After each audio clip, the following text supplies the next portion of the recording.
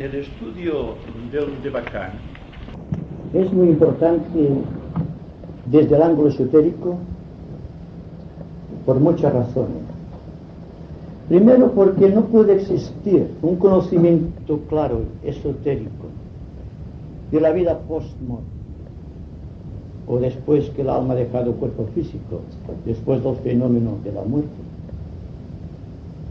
Si no existe un conocimiento exacto, científico y psicológico de lo que es el Devachan. El Devachan podría considerarse que constituye una esfera de contactos con tres niveles muy definidos. Uno de estos niveles es el nivel técnicamente descrito como Kamaloka.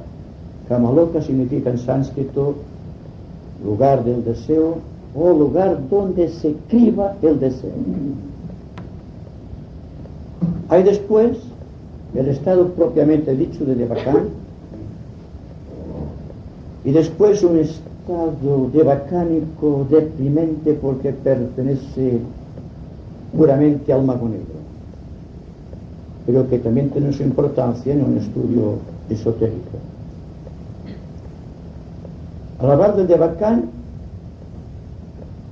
tenemos que hablar también no solo del proceso de la muerte en sí, que trae como consecuencia el Devachan, sino también el periodo devachánico o las condiciones devachánicas que son las que vamos a tratar hoy, sino que envuelve también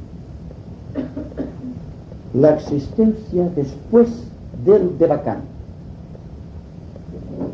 la cual está llenada técnicamente por el nacimiento, o si ustedes lo prefieren, por la reencarnación. El estudio que estamos realizando es, pues, un estudio completo de las causas que promueven el Devachan y las consecuencias del Devachan, para finalmente llegar a la etapa ya final en la cual se sucede un nacimiento nuevo para el alma. El mes pasado discutimos bastante ampliamente, me parece, aunque siempre hay cosas que decir, el tema de la muerte física y las consecuencias de la muerte física, el paso del alma a través de aquellos niveles esotéricamente descritos, como el Kamaloka. Yo le llamo más bien, para clarificar la idea, los niveles de filtración. El nivel de filtración tiene por objeto dejarte el alma sola con sus propias cualidades espirituales, dejando el rastro de todo peso kármico en los niveles propiamente dichos de filtración. He tratado de representar, es muy pequeño, pero hay que darse cuenta que en el Devachan solamente pueden penetrar las cualidades espirituales, ningún peso kármico, ningún deseo malsano, ninguna intención contra la humanidad pueden penetrar en el Devachan. El bagaje kármico, como podríamos decir, queda prendido en todos y cada uno de los niveles de filtración. Es decir, cada nivel tiene una red particular que lo separa entre sí. Hay una red específica que separa el cuerpo etérico del cuerpo astral, o el subplano etérico y el plano astral. Hay un nivel de filtración que separa el campo astral del campo mental. Todos son niveles en la vida de la naturaleza. Cuando hablamos del Devachan, nos referimos a ciertos niveles específicos, tanto en el plano mental como también en el plano astral, porque depende de la calidad de las almas de su evolución y de la prueba que han tenido que pasar para introducirse en cualquiera de los estados devacánicos. ¿Les será fácil comprender esta idea? Si tienen en cuenta que hay una relación entre las cualidades espirituales del alma y cada uno de los subplanos que constituyen los niveles de filtración. Si la cualidad es más o menos perfecta, tendrá el nivel más o menos adecuado de filtración. Aquí tenemos, por ejemplo, más adelante veremos, por ejemplo, la relación que existe entre las cualidades, las formas geométricas y las redes etéricas y toda clase de redes que circundan nuestro universo y, por lo tanto, nuestro planeta.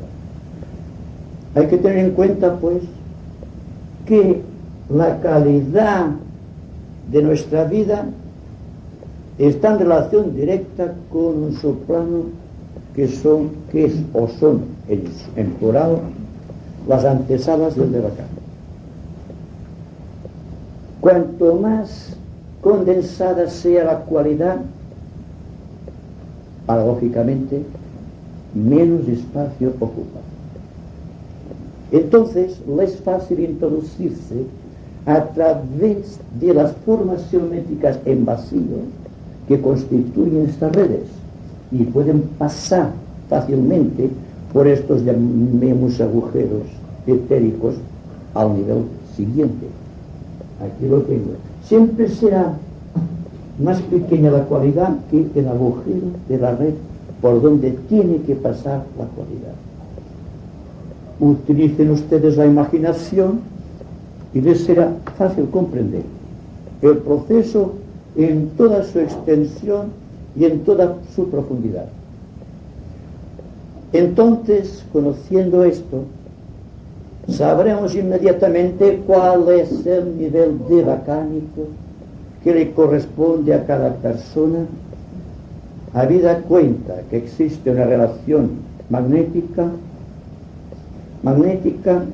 entre la cualidad y la red que está circundando los planos, los subplanos y esos niveles. Estudiando ya lo que es en sí el devacán,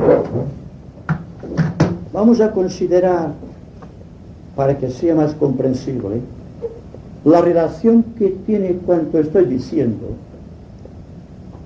con cuanto hemos ido aprendiendo a través del tiempo, siguiendo la tradición del conocimiento religioso o místico que nos viene transportado a través del tiempo.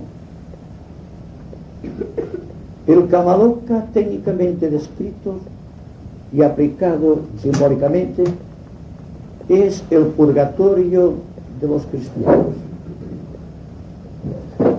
El cielo de los cristianos corresponde al devacán.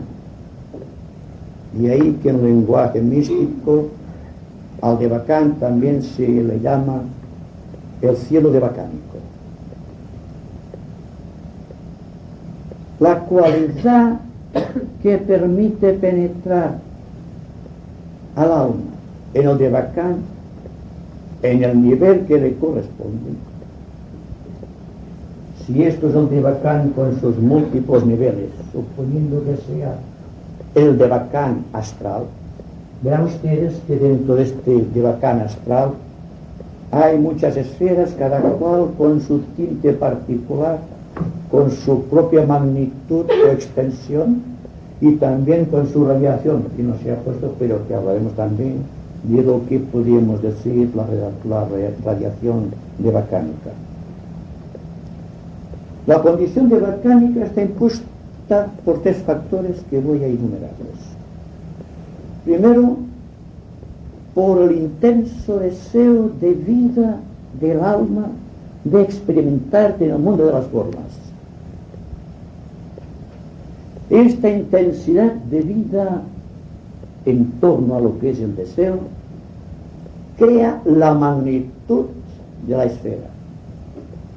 La magnitud de la esfera tiene que ver con aquello que físicamente llamaríamos tiempo. Consecuencia.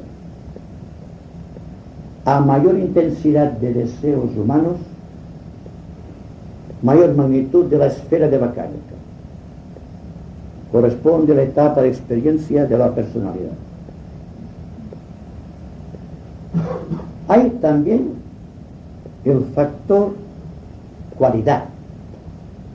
La cualidad del alma, a mayor cualidad, corresponde mayor color de la esfera. Los colores dependen en gran parte del rayo del alma individual, aún dentro del devacán, porque es el alma en encarnación la que está experimentando el proceso devacánico. Si la intensidad del deseo de experimentación producía la magnitud de la esfera temporal del alma que está en este nivel devacánico, la cualidad, la sutilidad del proceso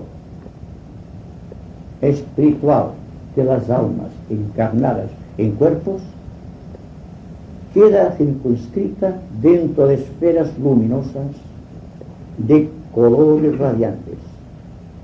No son esferas de gran magnitud, porque a mayor cualidad se desprende lógicamente la idea de que en la vida física el alma ha gozado ya, en cierta manera, de los frutos de las acciones correctas. Y ha tenido en su vida pequeños rasgos devacánicos, experiencias devacánicas, que quizá no ha sabido interpretar, pero que han sucedido realmente. Por lo tanto, como que la cualidad es mayor que el deseo, disminuye en magnitud y aumenta en colorido o en intensidad vibratoria. Podríamos decir que corresponde a la etapa del alma que vive de cualidades más que de intensidad de los deseos. Pero todavía, y de esto se ha hablado muy poco todavía en las escuelas esotéricas, es cómo reacciona la pureza de vida espiritual o la pureza del propósito de la vida del alma en el mundo físico, en el mundo devacánico.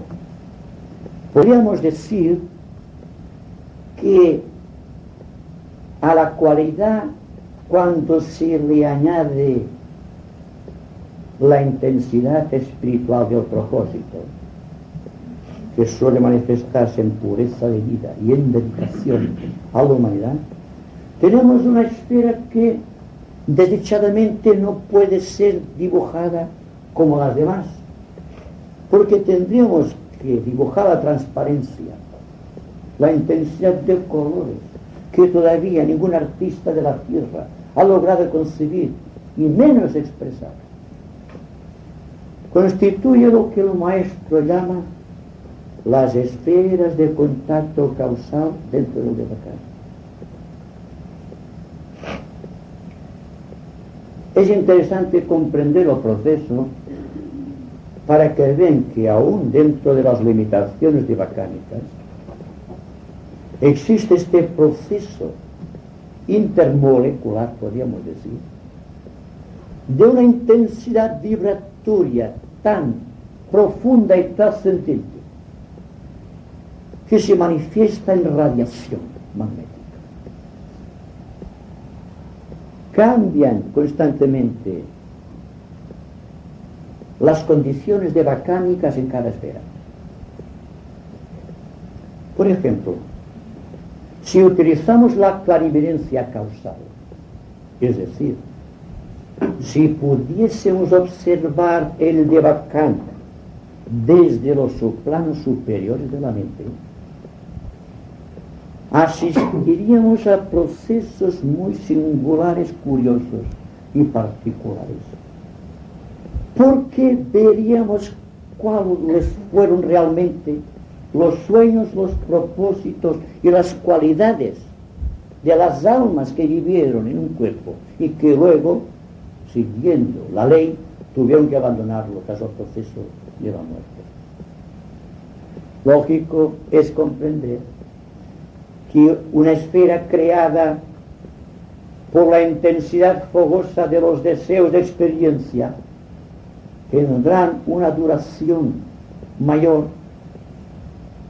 en el plano de bacánico, por cuanto el alma tiene que experimentar en todos y en cada uno de aquellos deseos que no pudo consumar y que constituyen el lastre que le acompañaría vida tras vida si no tuviese esta oportunidad divina. Además, en cada esfera suceden escenas, las escenas que el alma quiere vivir. Quizá les extrañe una afirmación esotérica con respecto al Devacán.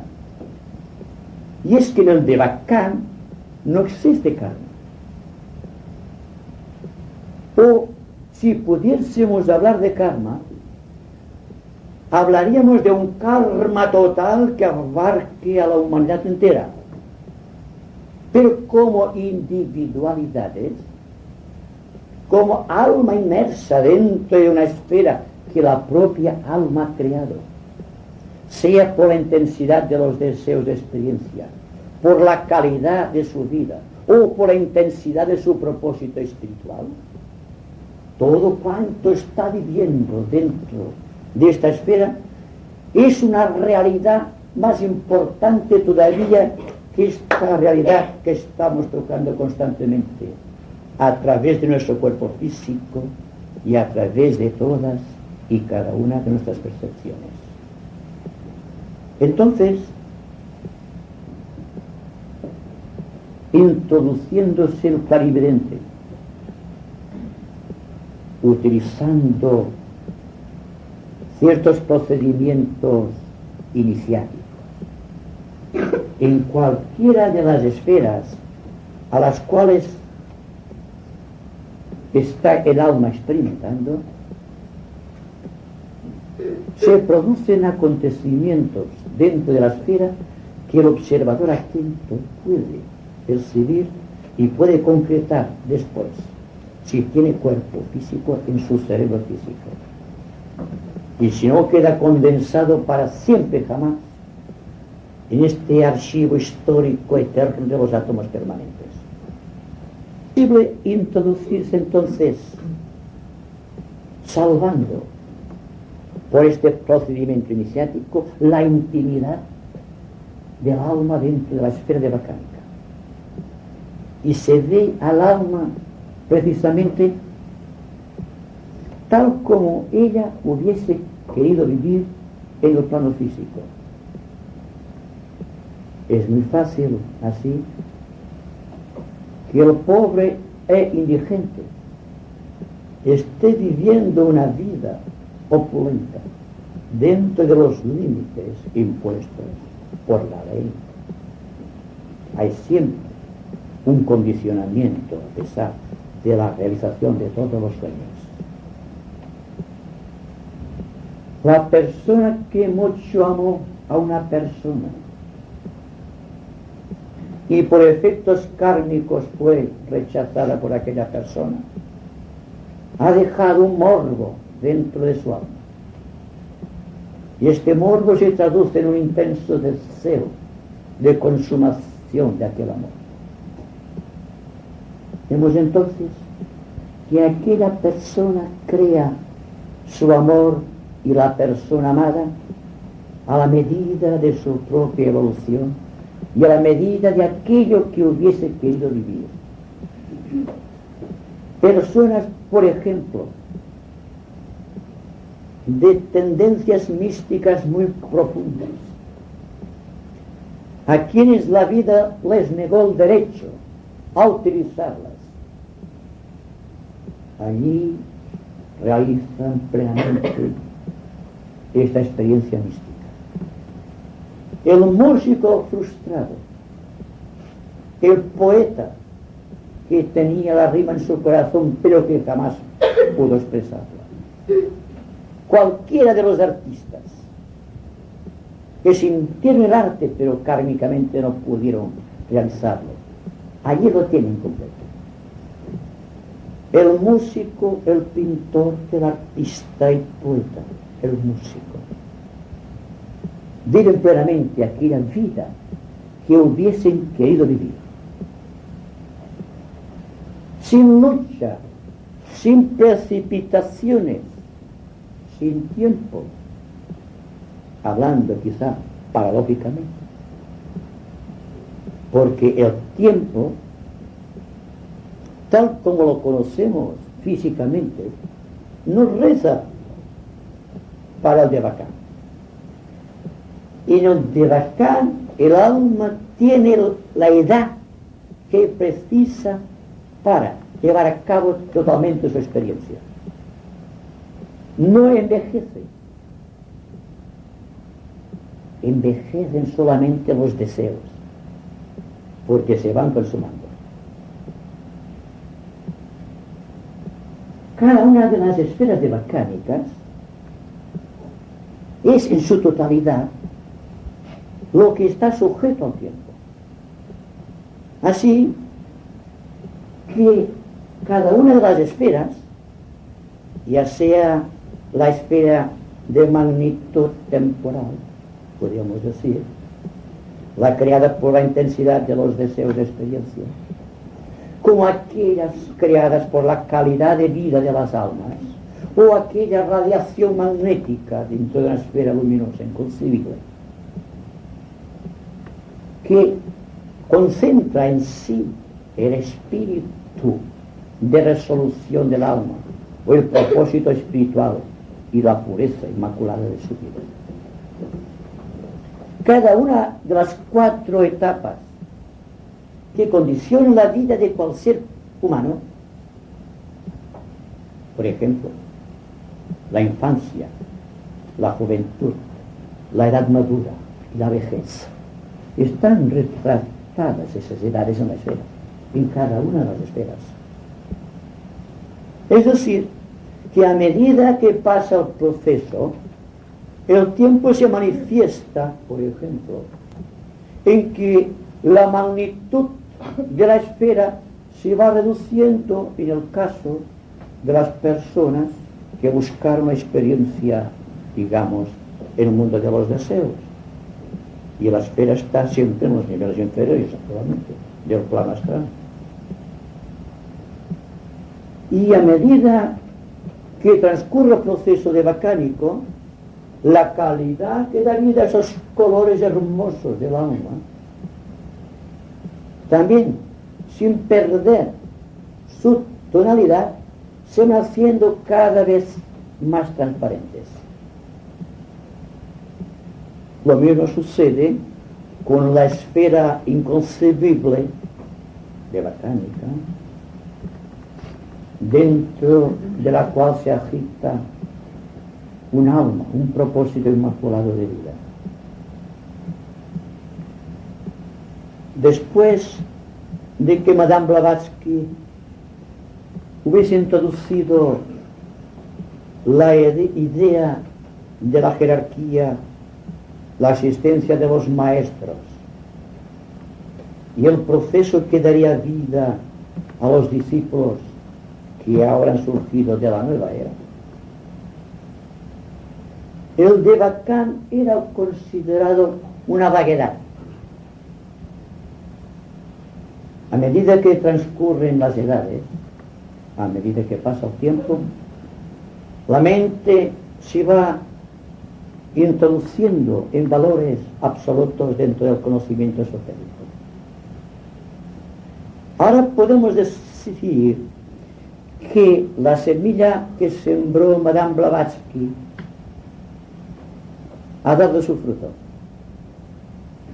Y la idea que ella esparció por el mundo esotérico acerca del Devacán, dejando como algo místico, impenetrable e inconsultible, se está concretando ahora dentro de conocimientos científicos y psicológicos. Podemos hablar, por ejemplo, de niveles de filtración en lugar de decir niveles de contrición, que es lo que sucede en el purgatorio. Y por lo tanto, todo cuanto estemos diciendo acerca del Devacán puede ser concebido como algo rigurosamente científico, que hay que tratar de vivir lo más científicamente que sea posible. Porque si vivimos científicamente el Devacán, y si examinamos el proceso místico de la muerte científicamente, nos daremos cuenta de que se están aproximando a nosotros las grandes verdades que expusieron los grandes rishis del pasado y los grandes maestros de la jerarquía y los grandes discípulos mundiales. Hoy podemos hablar con propiedad del Devacán en formas geométricas y en niveles de filtración que también son geométricos.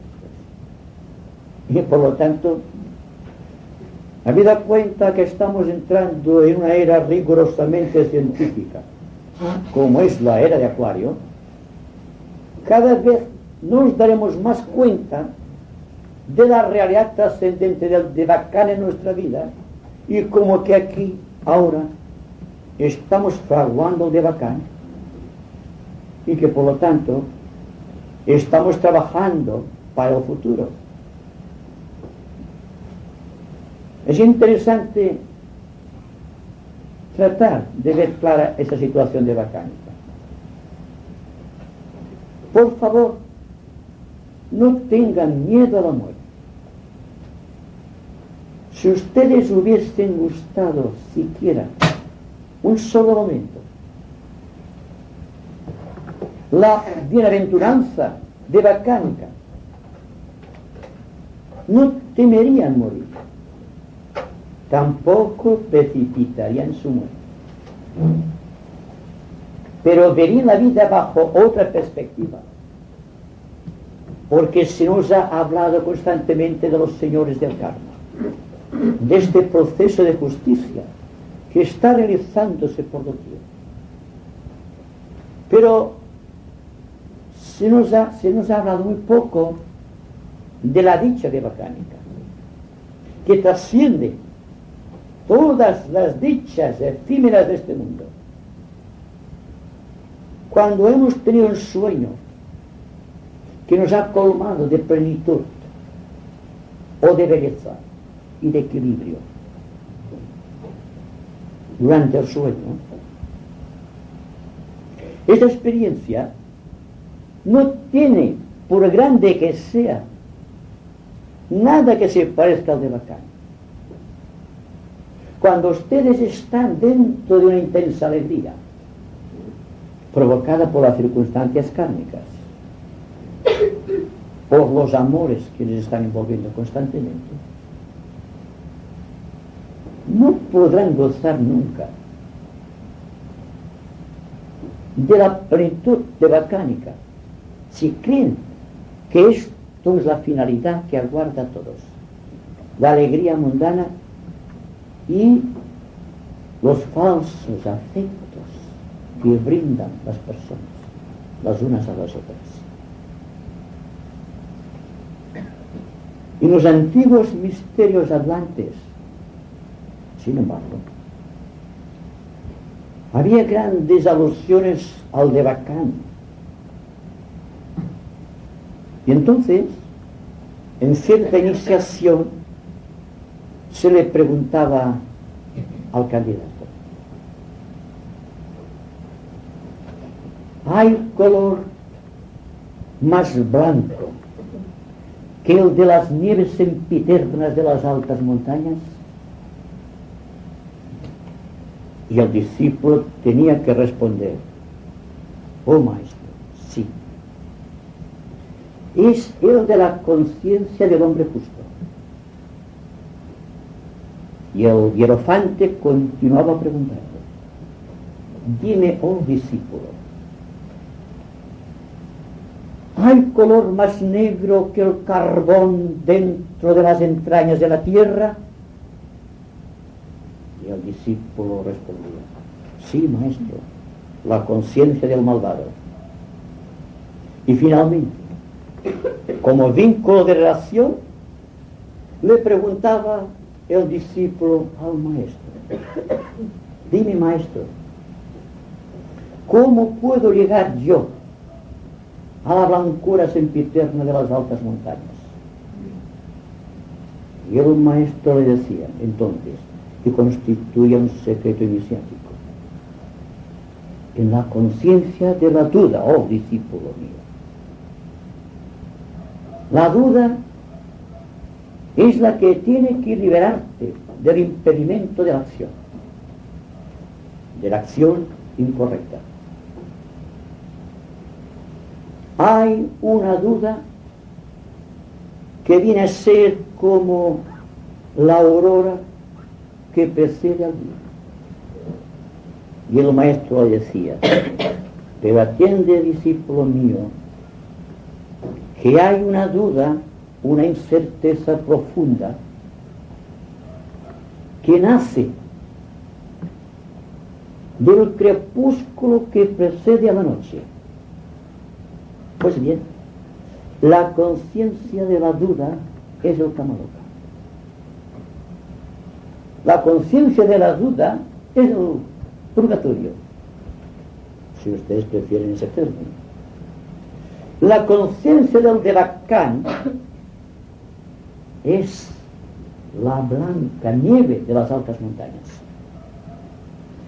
Y la conciencia de las sombras que están como el carbón y dentro de las entrañas de la tierra es aquel estado que la religión asigna el nombre de infierno.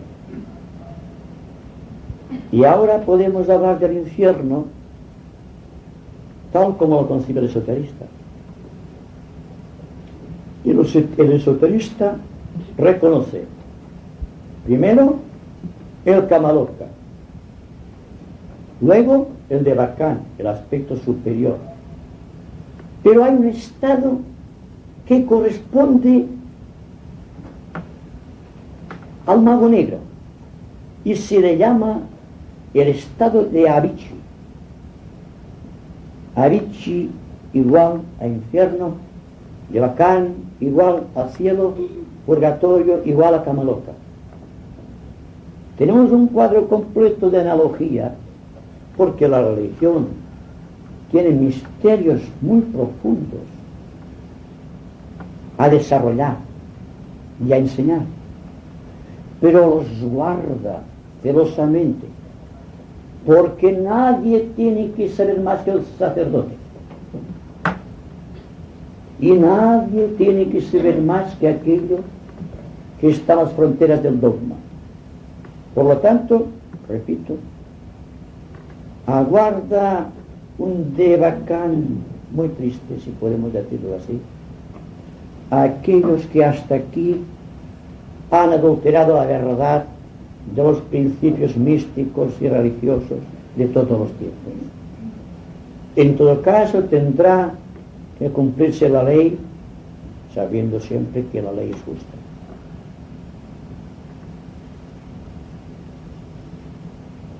¿Qué más podríamos decir del Devacán? Si ahora mismo sabemos ya que estamos fabricando el Devacán, de la misma manera que estamos fabricando nuestros sueños. Mientras ustedes están soñando, ustedes están dentro de una esfera devacánica. Pero es una esfera efímera que se extingue cuando ustedes se despiertan por la mañana. La esfera de Bacánica utiliza el mismo procedimiento, pero siguiendo unas leyes rigurosamente espirituales regidos por los señores del karma, que hacen posible la acción del alma, aquella intimidad de sus sueños. Porque los psicólogos tendrían que preocuparse mucho de los sueños de las personas que están tratando de ayudar. Porque el sueño de la persona está expresando casi constantemente sus dudas, sus incertezas, sus miedos. Todo cuanto está surgiendo en el sueño es la expresión de algo de lo cual el alma se quiere desembarazar. ¿Qué ocurre entonces? Porque los psicólogos están estudiando los sueños. Ocurre sencillamente que para deletrear, para leer el sueño de una persona y asignarle un valor realmente psicológico y de ayuda, tiene que poseer una gran dosis de intuición espiritual. Tiene que ver a aquella persona como si fuese ella misma tratando de resolver un problema psicológico. Y entonces surgiría, por arte de magia, todo es magia, esto mismo es magia, surgiría la solución, surgiría el aspecto positivo de una cuestión para la cual, en su mayor parte, la psicología actual no tiene soluciones. Se nos dice que los psicólogos del futuro, los sacerdotes del futuro, los científicos del futuro, los artistas del futuro, serán iniciados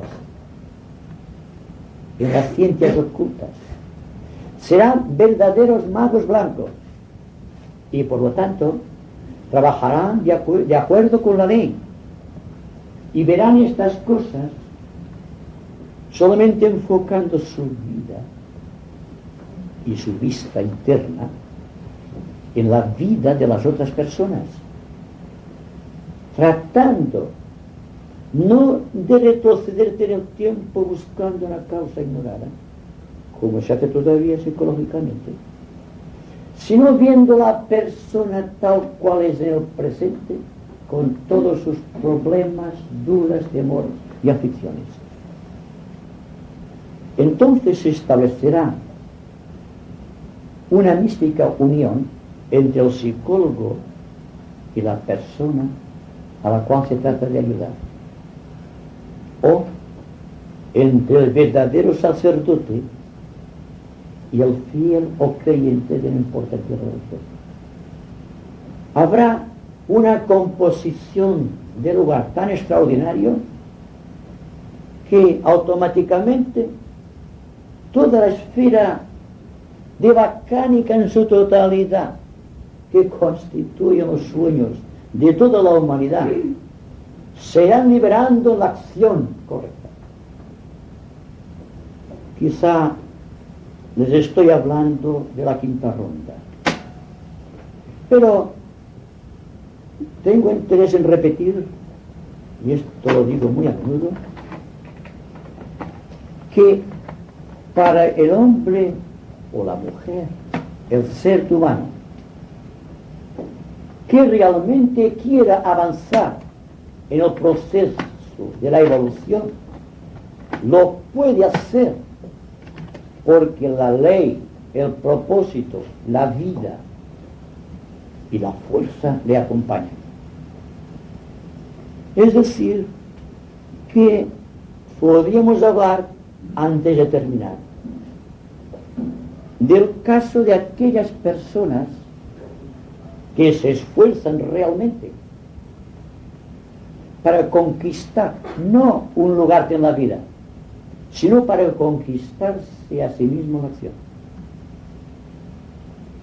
Y aquellas personas que se esfuerzan realmente, que se sacuden del miedo y del estigma, de las preocupaciones superficiales que tanto abundan por doquier. Y entonces se darían cuenta de que el tiempo es una ilusión para los esoteristas. Es decir, que no vamos a programar, por ejemplo, la quinta ronda para dentro de 30.000 años o 30 millones de años, sino que la quinta ronda como experiencia se puede vivir aquí y ahora. Se trata de aquellas personas dotadas del poder de quebrantar las grilletas, los grilletes que lo atan a su destino. Son aquellas personas que se dan cuenta de que el karma es un movimiento en el espacio que ellos pueden acelerar. Y por lo tanto, cuando Pablo de Tarso decía que el reino de Dios se puede arrebatar por la violencia, estaba hablando de estas almas fuertes que quieren acelerar el proceso de su evolución. Y en la intensidad del proceso encuentran unos momentos de dicha y de plenitud que son precisamente los momentos de dicha y de plenitud que se viven en el Devacán. Entonces, podemos decir que hay personas que renuncian al Devacán. Estoy hablando de los grandes discípulos de la humanidad, de todas las personas que realmente están tratando de vivir de acuerdo con la ley. Tenemos entonces personas que viven el Devacán de acuerdo con la intensidad de sus deseos de experiencia en el mundo físico, astral y mental. De personas que viven el Devacán de acuerdo con sus cualidades. Y una cualidad siempre se demuestra por medio de un color. Hay también el Devacán de aquellas almas cuya pureza de motivos o de propósito fue tan elevado que su vida devacánica es un servicio para todas las almas inmersas dentro de cada uno de sus habitáculos devacánicos. Y hay también aquel grupo de personas, y aquel grupo de discípulos e iniciados que voluntariamente renuncian al Devacán para reencarnar rápidamente, para ayudar a los grandes seres en su obra de redención del mundo. Y también hay que advertir que hay un grupo de personas que no pueden acceder al Devacán. No quisiera dejar mal sabor de boca en esta conversación, pero tengo que hablar de aquellas personas que no pueden ni podrán acceder al Devacán. Me refiero a los magos negros, a aquellas personas, desdichadamente hay muchas personas en el mundo, que están atentando deliberadamente contra el plan de Dios, que están alterando la ley y el principio de justicia, que van en contra de la ley del karma, que han hecho su divisa la sombra, igual que los magos blancos hacen de su divisa la luz. Para el mago negro no existe nivel de filtración, porque carece de cualidades espirituales. Por lo tanto, el más bajo de los niveles devacánicos lo rechaza completamente. Entonces, tienen que vivir alejados del cielo devacánico. están viviendo husmeando entre las sombras que ellos mismos han creado. Y para ellos, que están desesperadamente tratando de buscar un habitáculo, les es proporcionado por la ley unos santuarios de negrura tremenda. En las profundidades del cielo, de aquello que crearon. Quien haya leído a Dante en su viaje al infierno, acompañado del poeta Virgilio, se dará cuenta de una situación de los magos negros, no de las almas de los seres humanos, porque hago una distinción entre el ser humano y el mago negro, que nada tiene humano, porque solamente trabaja por el mal y para el mal. Y por lo tanto, si pudiésemos sintetizar una esfera de Avicii o de infierno, sería completamente negra.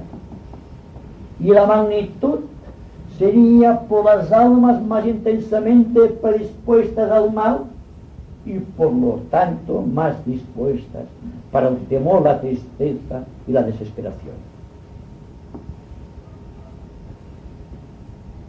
Hay también otro grupo de seres. Desdichadamente son muy frecuentes los casos de suicidio. La persona que por dificultades en su vida social, profesional o familiar ha creído por un momento que la muerte por el suicidio es la forma más rápida y contundente de aliviarse de sus problemas, está completamente equivocado. No es el mismo caso del mago negro. Son almas que tienen cualidades. Solamente en un momento de desesperación han atentado contra su vida. Ha sido un acto completamente inconsciente, inspirados por el dolor, quizá por una duda, una interrogante tremenda, o porque han perdido la fe en el destino y porque han dejado de confiar en la divinidad. Digo que no es el caso de los magos negros, pero el suicida ha atentado contra la ley del karma, la ley del destino, y por lo tanto tendrá que pagar el precio a la ley, porque él forma parte de la ley. No se ha separado de la ley, como ocurre con el mago negro. Entonces lo que le ocurre al suicida es que no puede acceder tampoco a los niveles de filtración, porque es algo que no ha terminado todavía. El destino ha quedado truncado con todo cuanto entraña para aquellas personas que estaban relacionadas con ella. ¿Se dan cuenta que estamos inmersos dentro de un ambiente social? Que estamos dentro de un ambiente familiar, que hay personas que nos aman y que nuestra muerte, sea por las causas que fuesen, es un atentado contra la ley y contra los vínculos de relación que unen a los seres humanos. ¿Cuál es entonces el castigo? No podemos hablar de castigo, porque los señores del karma no castigan ni premian, simplemente ajustan la ley de acuerdo con los actos y los pensamientos de los hombres. Entonces, lo que le sucede, no el castigo, lo que le sucede al suicida es que tendrá que pasar desesperadamente el tiempo que dejó de vivir a causa de su intención consumada de matarse, sintiendo todos los aspectos negativos de su vida física, llevados a unos extremos indescriptibles. Por ejemplo, tal como se dice en ciertos cantos hindúes referentes a ese estado, tendrá que secar dentro de su corazón místico la última de las lágrimas que hizo derramar a los demás cuando se suicidó. Además, como que lo que realizó era antinatural, contrario a la ley, entonces el lazo magnético, el sutratma, que le unía al cuerpo físico, continúa intacto y está sufriendo los efectos de la desintegración de su cuerpo en la tumba. Y si es quemado, como sucede por ejemplo en muchas naciones, tiene que pasar por esta prueba del fuego. Y naturalmente esto es algo pasajero. Cuando pasa este estado, sucede un estado de quietud, de reposo, y sobreviene el nuevo nacimiento. El nuevo nacimiento que sobrevendrá indefinidamente aquí, por ejemplo, cuando las esferas vayan reduciéndose, vayan perdiendo su brillo, vayan perdiendo magnitud y se vayan disolviendo poco a poco en el espacio. Entonces, a medida que la esfera de Bacánica se está disolviendo en el espacio, el alma que estaba dentro de la esfera queda sujeta a un sopor, a un sueño,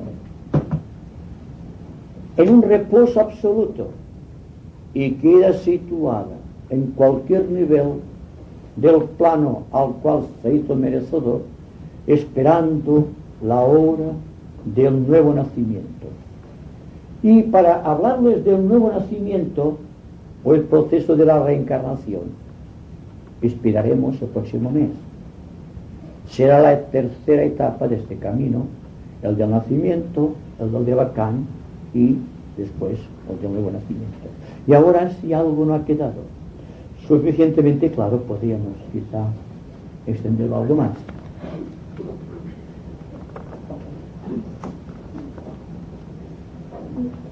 Me gustaría saber, esa palabra Devacán, que empieza por la raíz Deva, si tiene algo que ver con los Devas. Seguramente. Será lugar débico, el Deva, no solamente el Deva expresa una criatura, digamos, angélica, sino que expresa en sánscrito también dicha. Se dice que los ángeles son felices. Entonces, Devacán, lugar de dicha, lugar angélico, viene a ser la aceptación, digamos, corriente. Como el Kama Loka, por ejemplo, es lugar de deseo. Kama es deseo. Loka es lugar también, en cierta manera, o región. Solamente que es más amplio porque el idioma sánscrito es más extensible, es más potente, es más espiritual, podríamos decir. Entonces, se le llama Kama Loka, lugar de deseo, pero más que nada es lugar en donde se filtran los deseos, ya buscando la aceptación más profunda del término. Antes ha dicho usted que desde los planos superiores mentales, o sea, bacánicos, se puede ver cómo el alma podría vivir felizmente. ¿Hay alguna forma de comprobarlo desde el plano de la Tierra? Es que para observar el Devacán, el observador, el clarividente entrenado, o quizá mejor sería decir el clarividente iluminado, está observando desde el plano causal.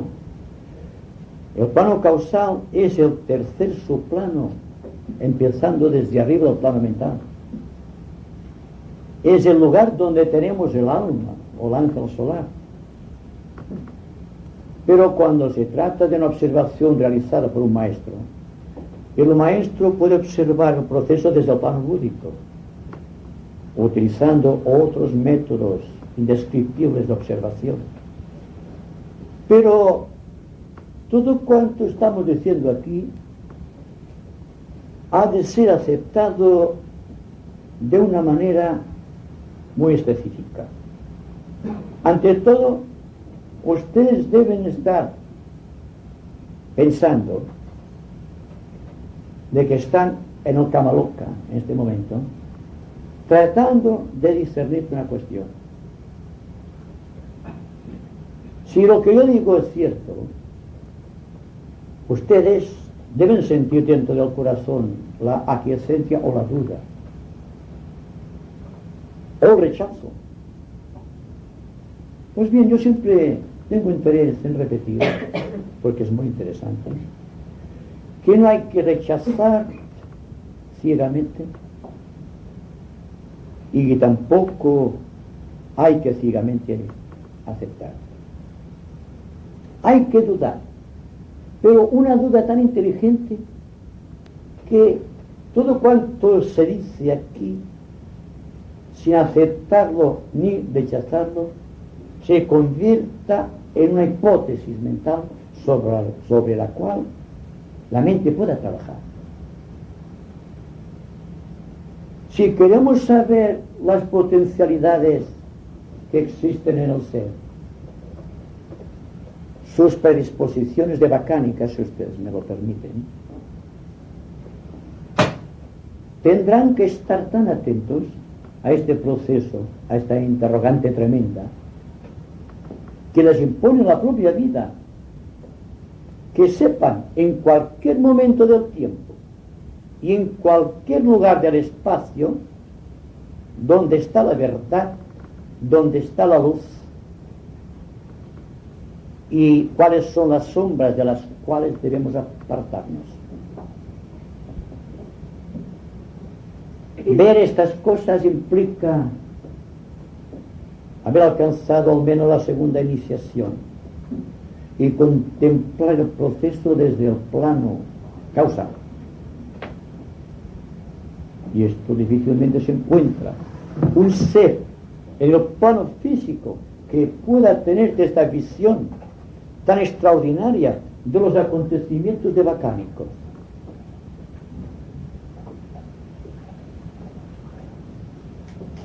Quería decirte, ¿crees que lo más próximo a lo que se puede observar desde el plano físico es aquellos estados de coma de personas accidentadas o en casos de enfermedad que han llegado a un estado, digamos, inconsciente, pero de una manera que han vuelto en sí luego a cabo de horas o días y han explicado cosas de las que desconocían, pero añadiendo además aquel estado de felicidad por el cual no querían volver?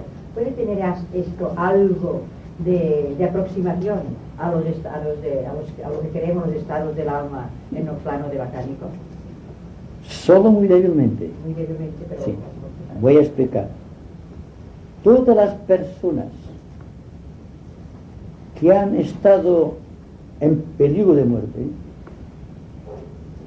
sin darse cuenta, han rememorado,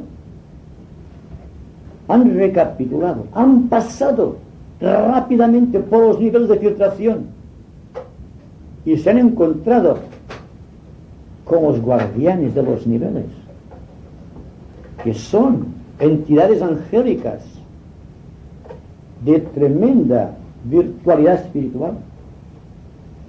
No hay ninguna persona que haya tenido la experiencia de la muerte sin haber muerto que no coincida en que ha encontrado una paz y una alegría tan extraordinaria que no quería regresar al cuerpo.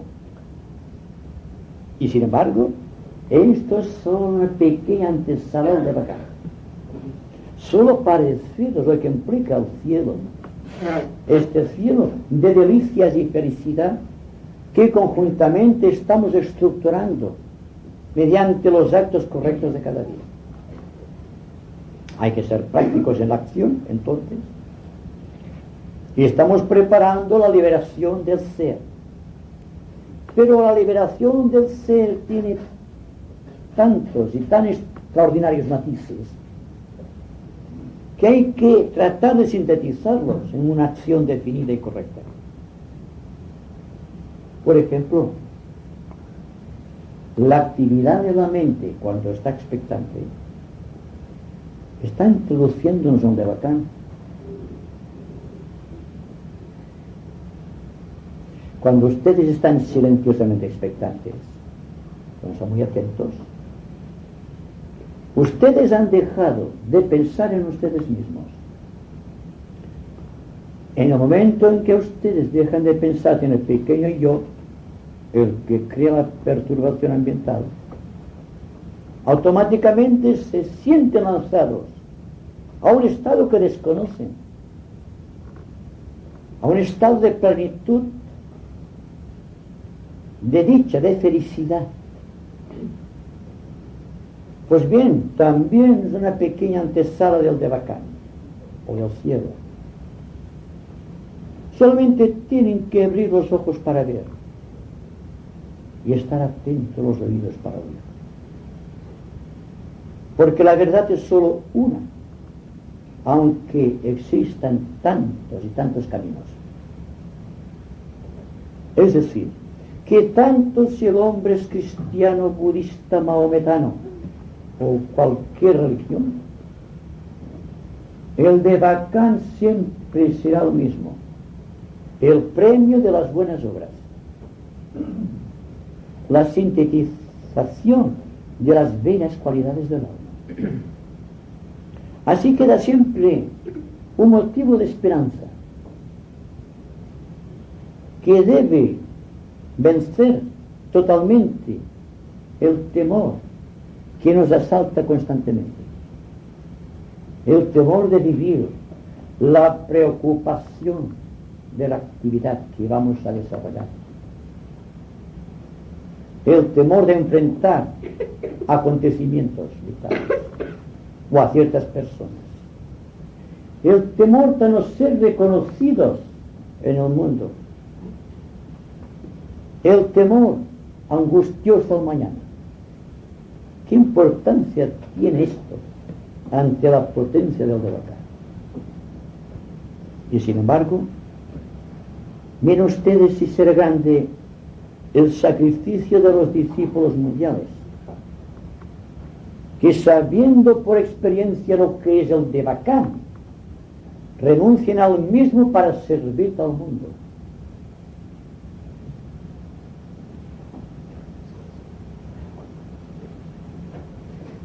Una pregunta. Esta bienaventuranza del Devacán, ¿quién la disfruta? ¿El pequeño yo o el alma? En otras palabras, ¿es correcto enfocar la vida cotidiana o con la esperanza o con el objetivo de disfrutar de una recompensa devacánica? Yo no digo que hay que esperar recompensa, yo digo que existe una recompensa, no es lo mismo. Entonces, el alma en encarnación, o el que está sujeta a vida y muerte, es el alma pequeña, el alma personal. Porque existe un alma de cualidades, pero todavía no es el alma solar. Es niveles de alma. Es decir, que hay 3 niveles de alma.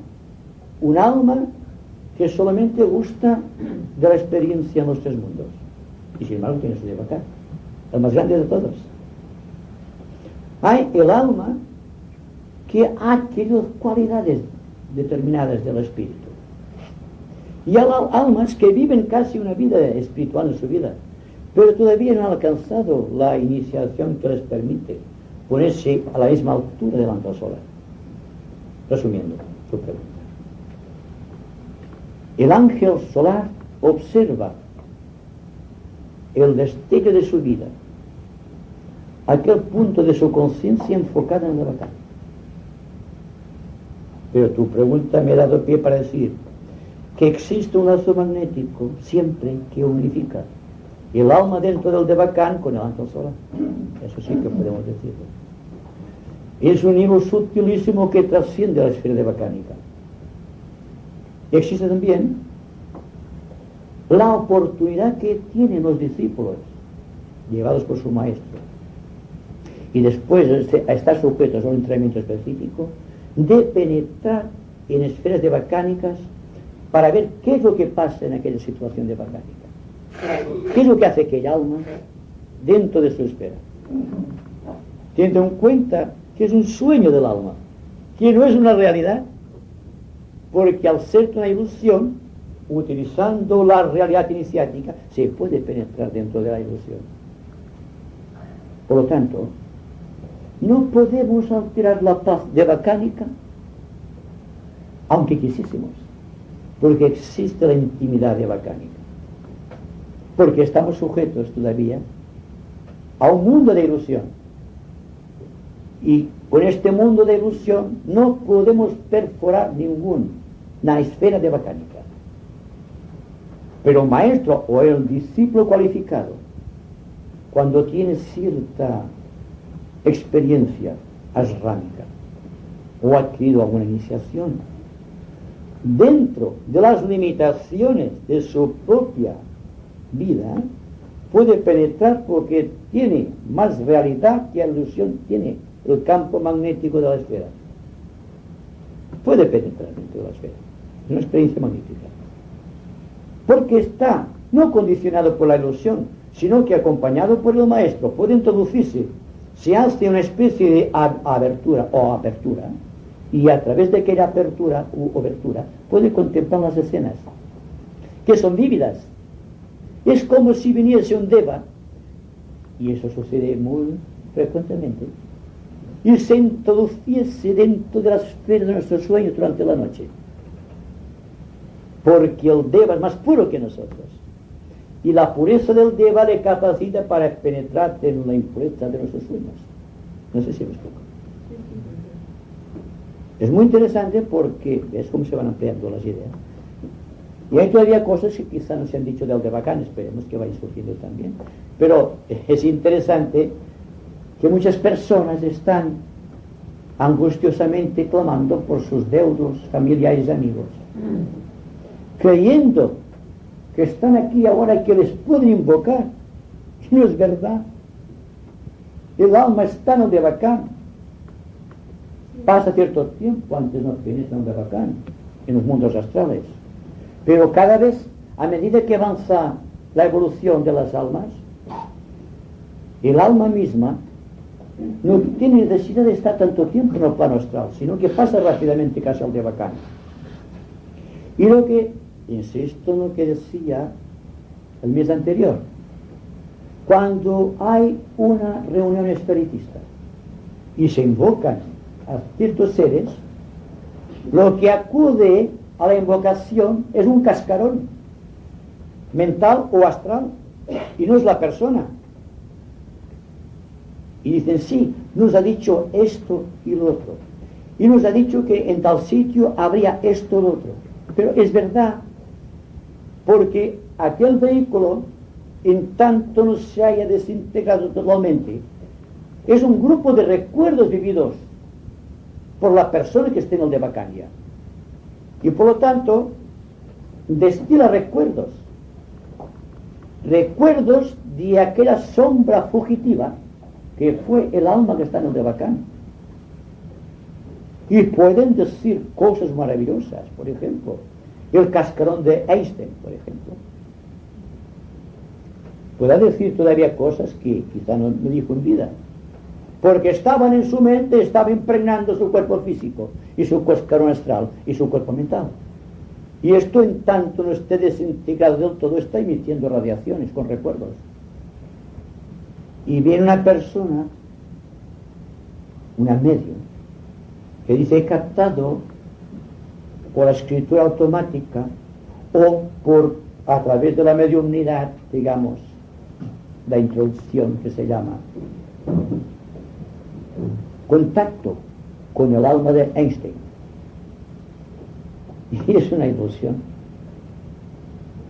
Es como si ustedes tuviesen una idea del señor Beltrán. Seguramente que la idea que tienen ustedes del señor Beltrán no es del señor Beltrán, porque yo estoy cambiando constantemente y ustedes tienen una idea fija. Un retrato del señor Beltrán lo estoy viviendo constantemente, me estoy moviendo aquí. Ahora bien, habrá una imagen seguramente del señor Beltrán en el plano astral y en el plano mental, de los que leen mis libros, de los que están pensando en mí. yo los escucho en las conferencias, pero soy yo este grupo de cosas. Si digo siempre que una vez he acabado de hablar ya no me acuerdo de nada, porque para mí no tiene importancia, que el momento ya pasó. En cambio es importante lo que estoy diciendo porque es ahora. Es esta la realidad. Y esto lo pueden aplicar a cada uno de ustedes. Que podemos tener una idea de otra persona y ser completamente equivocada. Y de ahí nace el falso juicio. Por lo tanto, si viviésemos aquí y ahora no tendríamos falsos juicios. Primero, porque no tendríamos necesidad de enjuiciar a otra persona. Estaríamos tan embebidos en la acción que lo demás desaparecería de nuestro campo perceptivo. Apliquen estas pequeñas cosas a la vida cotidiana, a la vida de los grandes místicos, a la vida de las grandes religiones, y se darán cuenta de la gran ventaja de ilusión que existe en todo.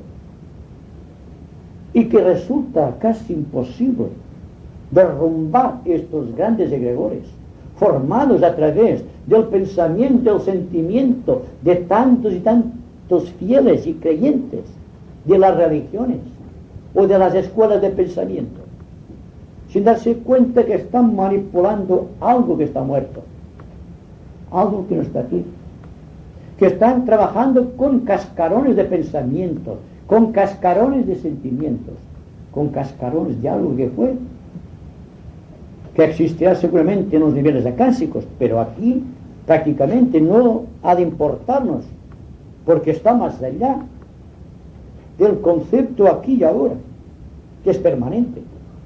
Lo que les decía antes, una persona está viviendo constantemente el recuerdo que era permanente como cristalizado. ¿Se dan cuenta de la situación? Si ustedes se mueven activamente, si están atentos al proceso, la consecuencia inevitable es que psicológicamente ustedes no tendrán recuerdos. Un recuerdo siempre es una herida en el pensamiento. Ustedes me preguntarán, ¿es usted muy duro? Pero es la verdad. Porque cuando la mente no tiene pensamientos, es cuando realmente empieza a pensar. Porque todo cuanto estamos manipulando en la mente son los pensamientos segregados por el ambiente que nos envuelve, por aquello que aprendimos cuando éramos pequeños, por las tradiciones impuestas por las religiones de todos los tiempos, por el paternalismo de los seres que conviven con nosotros a través de la patria potestad, por el conflicto de las generaciones tan crudas actualmente, esta división de entre padres e hijos, por motivos de que existe una vida nueva, que es un vino nuevo, y existe el odre viejo, y queremos trasvasar el vino nuevo en nuestros odres viejos. Ahí está la esperanza, el futuro, en que vivamos de una manera tal que todo cuanto suceda, todo cuanto se viva, tenga una realidad, que sea un pensamiento nuestro, auténticamente nuestro, que nos estemos sujetos constantemente al temor que nos aparte, que es un recuerdo colectivo el temor. Psicológicamente se dan cuenta que el temor es un recuerdo colectivo, y la enfermedad con el tiempo se reconocerá que es un recuerdo colectivo, y que el amor es una realidad, no un recuerdo colectivo, es una realidad colectiva. Pues bien, solamente para esto vale la pena estar juntos aquí unos momentos.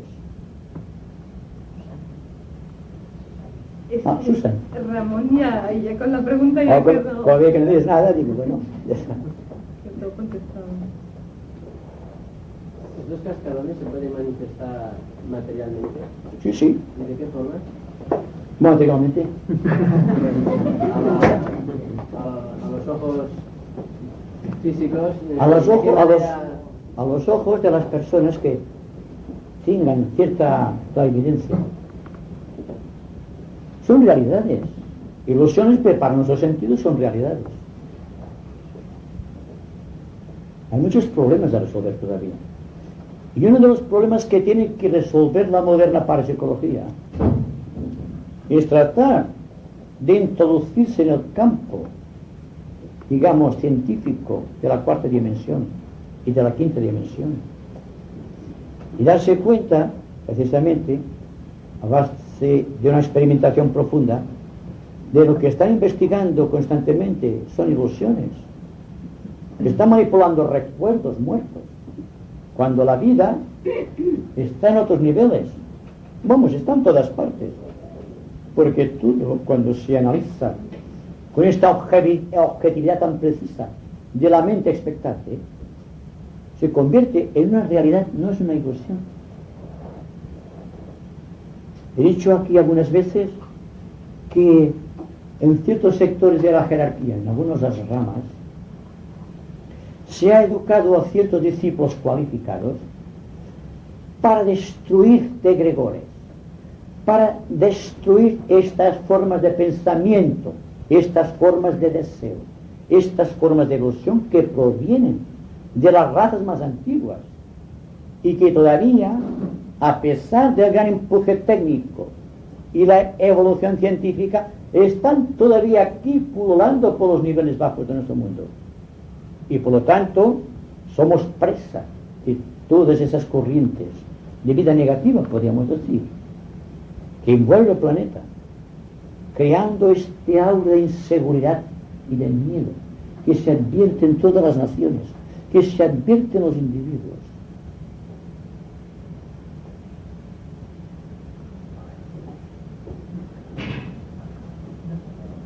¿Puedes hablar sobre el vuelo de esas almas que pertenecían a personalidades que murieron sin deseos ya humanos?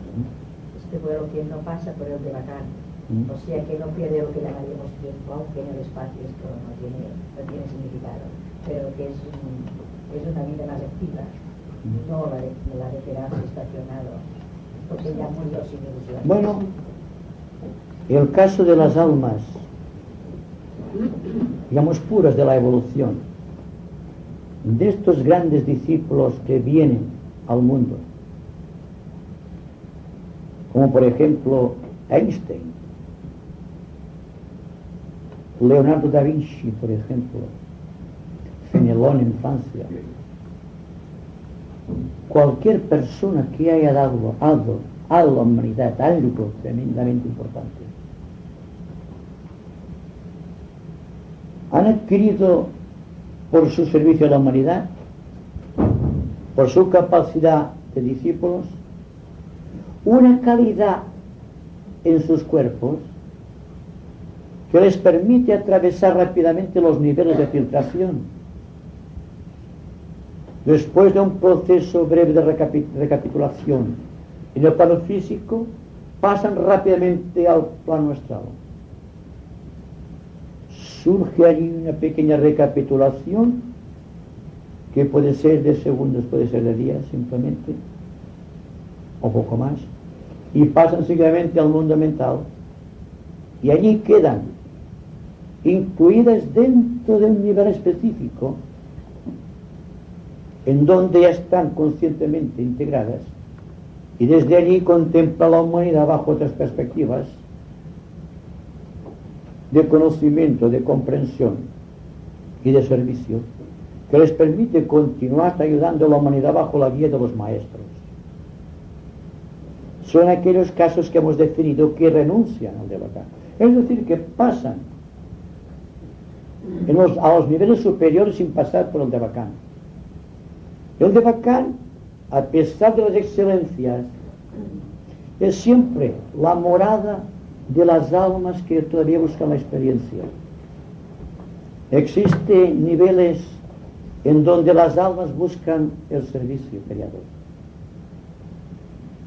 Y todos los seres humanos que en vida tuvieron grandes contactos intuitivos, que de una u otra manera tuvieron contactos con el plano búdico en algún definido nivel, podríamos decir que casi que se liberan de este compromiso augusto y bienaventurado del cielo devacánico. Por Cascarón, tenemos que entender los despojos, por decirlo así, que son causados por los filtros del Kama Loka? Los cascarones son los cuerpos que llevó el alma durante su vida. El físico se está desintegrando después del proceso de la muerte. El cuerpo astral es más vivo, más potente, tarda mucho más tiempo en desintegrarse. Ausente de alma, está siguiendo la ley de los ciclos que están llevando a cabo la destrucción o la aniquilación. Y la mente o el cuerpo mental, sea cual sea su calidad y medida, también es un cuerpo que se va destruyendo. Pero debido al enlace magnético que existe entre los cuerpos,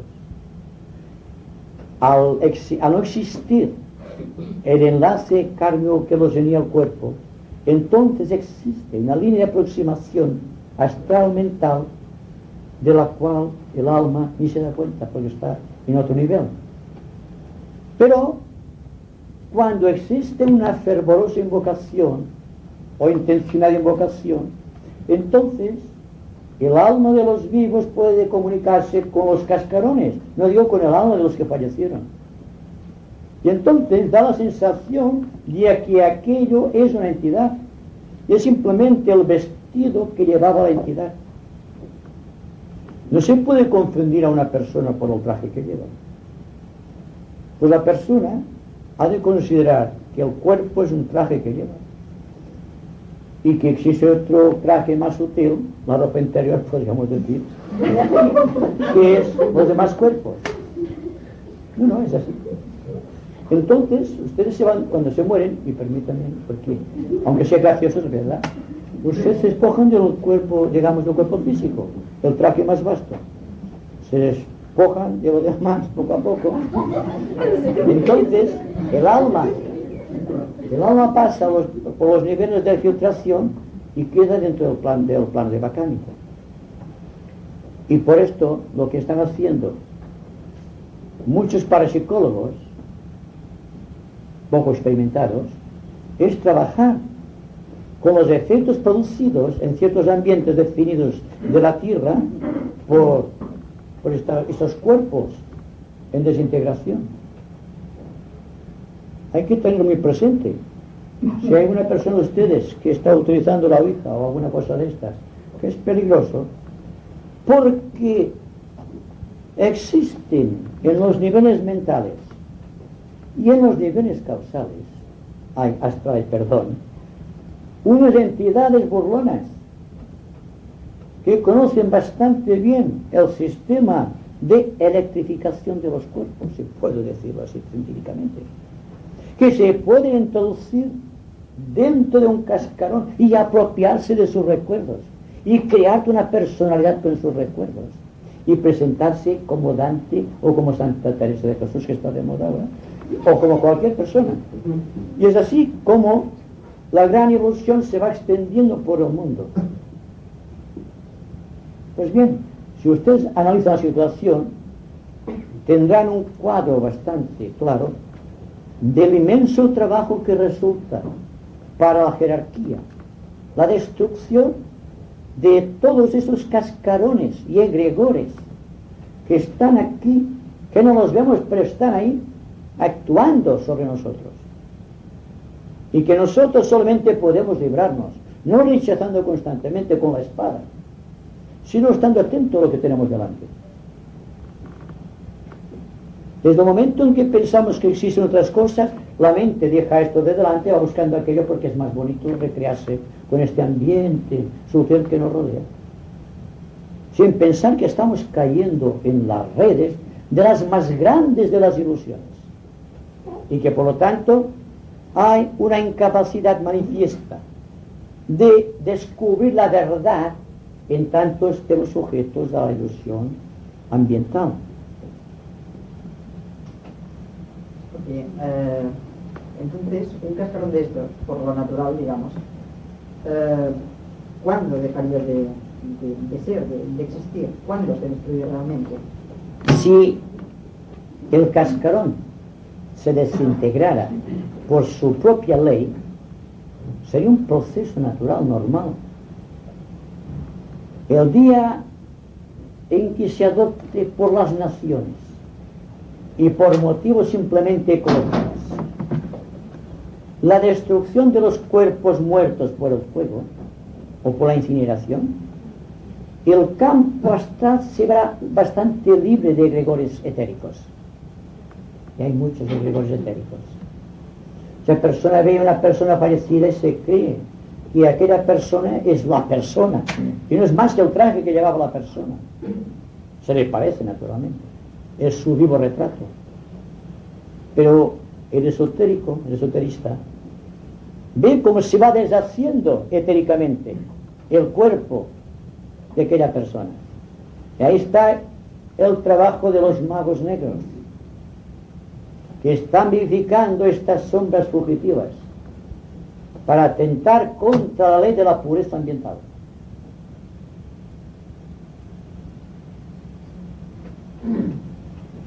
Hay una impureza manifiesta en todos los planos. Si les dijese a ustedes, por ejemplo, que la música moderna está calcada de los antiguos ritos lemures y que ahora utilizamos para divertir a nuestra juventud,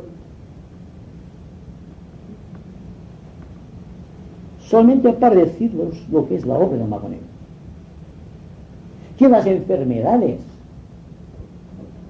son el producto de una acumulación de egregores que tendrían que haber sido destruidos hace siglos porque pertenecen a las razas del pasado, que la mediunidad, la clarividencia astral debería haberse ya consumado por completo o consumido en toda su extensión, porque constituye la expresión de los vicios atlantes.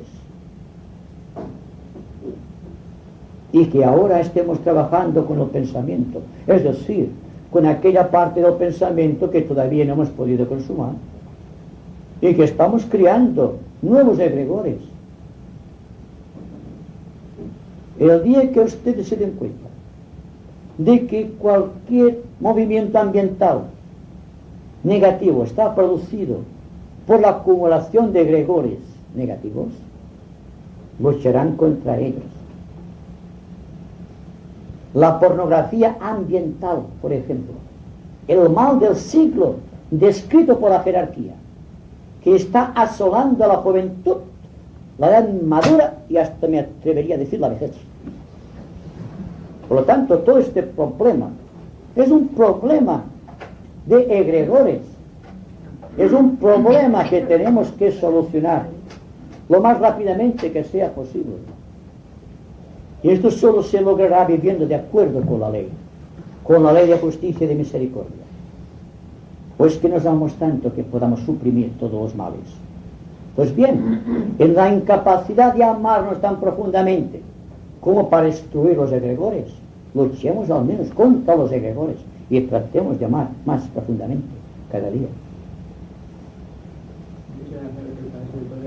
El caso de una persona borracha o alcohólica, que lo ves en su estado natural, ¿no? Y lo ves normal, y cuando está en el estado alcohólico, entonces va a estar bajo unos efectos completamente distintos, una personalidad completa. Esto puede ser un cascarón. Sí, exacto. Está bajo los efectos de un cascarón, pero lo ha provocado, lo ha producido. El caso de la droga, por ejemplo. Una persona drogada es una persona que se pone en contacto con esos egregores y fatalmente se producirá la desintegración de esta persona. Además, por si alguno fuma droga, espero que no, esto producirá un karma tremendo, porque es como el caso del suicida. Hablamos del suicidio porque se ahorca o se pega un tiro o se tira al tren, pero los drogadictos, los alcohólicos y la prostitución a gran escala produce lo mismo que produce el suicida, porque es un suicidio lento. Y cuando la persona se dé cuenta antes de realizar una experiencia con la droga o con el alcohol, de que esto repercutirá indefectiblemente sobre sus vehículos y sobre la pureza de Bacánica a la cual no podrán acceder, entonces quizá se dará cuenta de su situación. Dense cuenta solo de algo. Todos los alcohólicos que han llegado a cierto estado ven figuras enormes, figuras egregóricas que están invadiendo su ser. Es el pago, es la justicia de la ley. El estado crítico, la amnesia que produce la droga, por ejemplo, o el desatamiento de los instintos sexuales, o el desatamiento de la curiosidad por lo que hay el más allá. Estos son heridas dentro de la conciencia. Y tarde o temprano, estas heridas, si se van ahondando constantemente, serán incurables. Y entonces se producirá la muerte. Y esta muerte es la misma que hemos analizado con respecto al de Bacán cuando hablábamos de los suicidas. ¿Has hablado de los suicidas? ¿Acaso los de Bacán? Entonces, lo que me gustaría saber es los que mueren de accidente o los más de otra persona. ¿Qué pasa con estas almas? No es el mismo el caso. Por eso. Porque una persona o las personas